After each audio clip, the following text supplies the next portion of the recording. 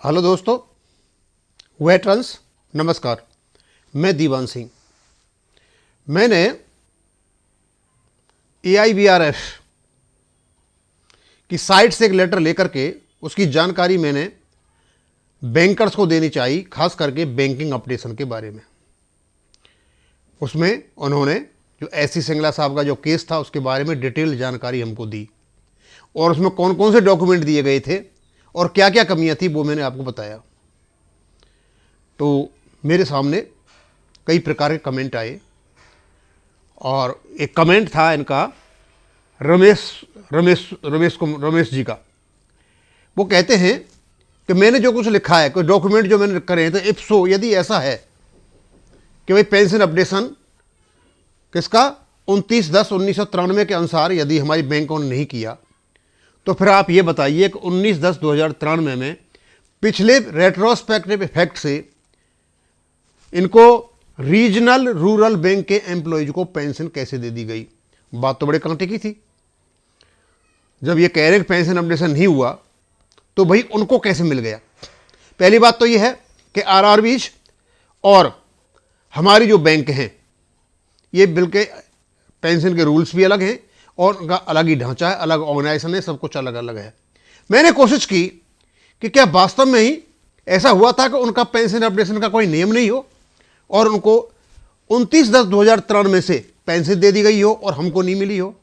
तो मैंने कोशिश की और उस कोशिश में मुझे पता चला कि उनका जो पेंशन अपडेशन नहीं हुआ था, उनका सबसे पहले पेंशन अपडेशन हुआ, उसका समझौता हुआ, उसके सिग्नेचर हुए और उसके बाद उनका पेंशन अपडेशन किया गया था। इसका मतलब यह हुआ कि जो रीजनल रूरल बैंक्स को जो पेंशन मिली हुई है वो पेंशन अपडेशन के नियम बनाने के बाद, समझौता होने के बाद, दस्तखत सरकार के होने के बाद ही हुआ है और ये लेटर यहां पर पड़ा हुआ है। तो उन्होंने ये कहा था, if so how pension updation is permitted as per agreement dated 29/10/1993 with retrospective effect to the regional rural bank employees. उन्होंने बिल्कुल सही पूछा कि भाई उनका कैसे हो गया 29/10/1993 से और हमारा क्यों नहीं हुआ। डेट तो एक ही है, उनकी भी डेट एक ही है। अब मैं आपको बताना चाहता हूं कि यह लेटर है मेरे पास कब का, 3 अक्टूबर 2024 का। और आपको पता है कुछ दिन के पहले ही उनको पेंशन मिली है, उनका बुआ है। तो ये लेटर निकाला किसने? Government of India, ministry of defence, department of finance service ने ये लेटर निकाला। किसके लिए निकाला? चेयरमैन रीजनल रूरल बैंक्स के लिए निकाला। और इसमें क्या कहा गया आपको पता चलेगा कि 29/10/93 का जो अपडेशन का मैटर था, जो हमारे एम्प्लॉयज ने या हमारे बैंक के जो चेयरमैन वगैरह ने नहीं किया, लेकिन उन्होंने इसको पहले अपडेशन किया, उसके नियम बनाए, उसके रूल बनाए और उसके बाद भारत सरकार ने उसकी पेंशन का अपडेशन किया। इसका मतलब ये हुआ कि अपडेशन ये जो उन इसमें दे रखा है, जो क्लॉज 12 में दे रखा है, जो मेमोरेंडम ऑफ सेटलमेंट है 29/10/2093 का, उसमें जो अपडेशन की शर्त रखी हुई है उसको पहले करना पड़ेगा, उसके बाद कहीं पेंशन अपडेशन होगा।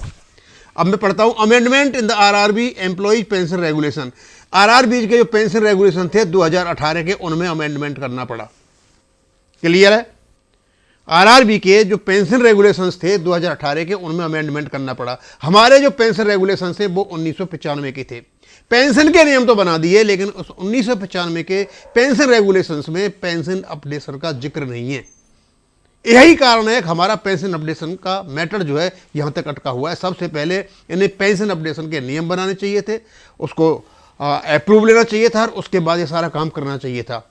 अब चलता है, सर और madam, in continuation to this office letter number 84 ये dated 3 October 2024 regarding implementation of the revised pension scheme in RRBs with effect from 1/11/1993, यानी 1/11/1993 से इसको किया जाएगा और इसमें अमेंडमेंट कर दिया इन्होंने, यानी पेंशन रेगुलेशंस में अमेंड करना पड़ा। हमारा पेंशन रेगुलेशन में हमारा अमेंडमेंट नहीं हुआ है। Director to forward herewith the model RRB employees pension amendment regulation 2024, ये उनका रेगुलेशन है, both in Hindi and English, और duly approved by the competent authority, और अमेंडमेंट कॉम्पिटेंट अथॉरिटी के द्वारा अप्रूव्ड है इन कंसल्टेशन नाबार्ड के साथ में इनका समझौता हुआ है। अब क्लियर है। आरआरबी का जो पेंशन रेगुलेशन था 2018 का, उसमें अमेंडमेंट किया गया, इससे प्रॉपर कॉम्पिटेंट अथॉरिटी से परमिशन ली गई और ये कंसल्टेशन हुआ नाबार्ड के साथ, and the sponsored banks under the provisions of section 30 of the RRB act 1976 का। आरआरबी का जो एक्ट है 1976, उसके अंतर्गत स्पॉन्सर बैंक, नाबार्ड और जो के बीच में समझौता हुआ और उसको प्रॉपर जो कॉम्पिटेंट अथॉरिटी है उससे उसको अनुमति मिली, यानी उनके पेंशन रेगुलेशन में अमेंडमेंट हुआ अपडेशन के लिए। हमारा जो था 29/10/2093 में, इसको किसी ने टच नहीं किया, पेंशन अपडेशन जैसा था वैसा ही पड़ा हुआ है, और यही कारण है कि ये जो क्लॉज है, ये जो प्रोविजन है, इसने हमारा पेंशन अपडेशन रोका हुआ है। A statement indicating the scope of amendment to the existing RRB pension regulation 2018 coverage effective from 11/93 present position propose position along with the क्या नाम है कंडीशनलिटी जो एवरेज, उसमें नंबर जो इनकी अनेक्सर थी उसमें कर दिया। मतलब मैं ये बताना चाहता था, इन्होंने जो मेरे से पूछा था रमेश जी ने, कि फिर जब इनका आरआरबी का कैसे हो गया, उनका तो नहीं होना चाहिए था, जब हमारे पेंशन रेगुलेशन अपडेशन नहीं हुआ है तो उनके दिमाग में शायद ये था कि उनका भी पेंशन अपडेशन नहीं हुआ है। नहीं भैया, उनका पेंशन अपडेशन हुआ है, और ये नाबार्ड के साथ में स्पॉन्सर बैंक ने कंसल्टेशन किया है, उनका अमेंडमेंट किया है, उनका अमेंडमेंट करने अपडेशन के शर्तें रखी हुई हैं, फिर कॉम्पिटेंट अथॉरिटी से परमिशन मिली हुई है, और उसके बाद ये लेटर निकाला है उनको भुगतान करने के लिए। उसके बाद द अमेंडमेंट रेगुलेशन में be immediately placed before the board of directors for approval, preferably through circulation and notified in the official gazette under the provision of section 30 of the RRB Act। और बोला board of directors में इसका permission लेना है, सब कुछ लेना है, पूरा का पूरा कर दिया है, और करने के बाद immediately after approval of the amendment regulation by the board and pending their publication official gazette may take the following। और उसके जैसे ही अप्रूवल मिलता है और जैसे ये पूरी प्रक्रिया होती है, फॉर्मेलिटी हो जाती है, payment of 20% person area to be eligible pension और फैमिली पेंशन को दे दिया जाए। हिसाब किताब बाद में होता रहेगा। जैसे ही ये सारा काम हो जाता है, जो कॉम्पिटेंट अथॉरिटीज हैं उनका, चाहे बोर्ड ऑफ डायरेक्टर्स हो, चाहे स्पॉन्सर बैंक से तो पहले हो गया, कंसल्टेंट नाबार्ड से हो गया, और उसको 20% पेमेंट कर दिया जाए।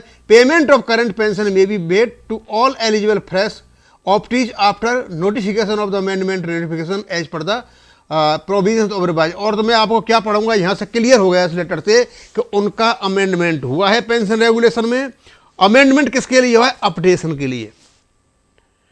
अपडेशन के लिए उनका जो रेगुलेशन था 2018 का पेंशन का, उसमें अमेंडमेंट हुआ है अपडेशन के लिए। उसी के बेस पे आरआरबी को पेंशन मिली है। कब से मिली हुई है उनको? 1/11/1993 से, यानी पीछे के टाइम से 11/93 का मतलब हो गया आज 25 और 11 33 साल पीछे वाले लोगों के लिए मतलब पेंशन ये मिली हुई है। इसका मतलब साफ क्लियर हो गया कि आपकी एसएलपी का क्या परिणाम आना है।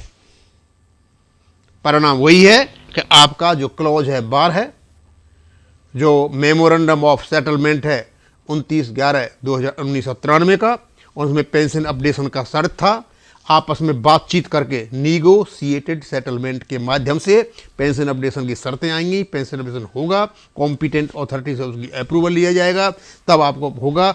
अदरवाइज जब तक ये नहीं होता है तब तक कोई भी पेंशन अपडेशन होने नहीं जा रहा। इसका तो मतलब यही निकलता है। अब इसके अलावा भाई और कुछ हो जाए तो मैं कह नहीं सकता, क्योंकि ये हिंदुस्तान है, बड़ी बड़ी चीज़ें यहाँ पे होती हैं। अब बड़े बड़े जो हमारे जो यूनियंस के लीडर हैं उनकी बहुत बहुत बड़ी पहुँच है, लेकिन जो स्टैट्यूटरी रिक्वायरमेंट है ये ऑब्लिगेटरी है। यदि ये होती तो आपका जो केस है 2008 में ही जो सिंगल जज का बेंच था वही इसको अप्रूव कर देता, और उसके बाद में डिवीजन बेंच भी इसको अप्रूव कर देती। शायद एसएलपी तक जाने की मतलब ही नहीं होता, क्योंकि हमारे पास डॉक्यूमेंट कम है और उसी कारण से कोर्ट में हम नहीं जीत पा रहे हैं। हाँ, अब इसका सीधा साधा है, आईवीए और यूएफवीयू बैठ करके ये जो 29/10/1993 का जो मेमोरेंडम ऑफ सेटलमेंट है, इसके बेस पर पेंशन अपडेशन की रूपरेखा तैयार करें, भारत सरकार से उसकी अनुमति लें, उसका गजट नोटिफिकेशन में पब्लिकेशन कराएं और उसके बाद आप पेंशन अपडेशन के हकदार होते हो। और हो सकता है 1/11/1993 से आरआरबी की तरह ही आप उसके हकदार हो सकते हो।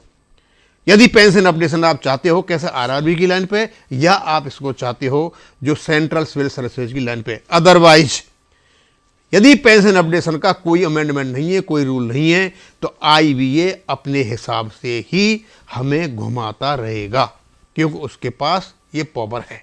अब इसको यहीं खत्म करूंगा। थैंक यू, धन्यवाद।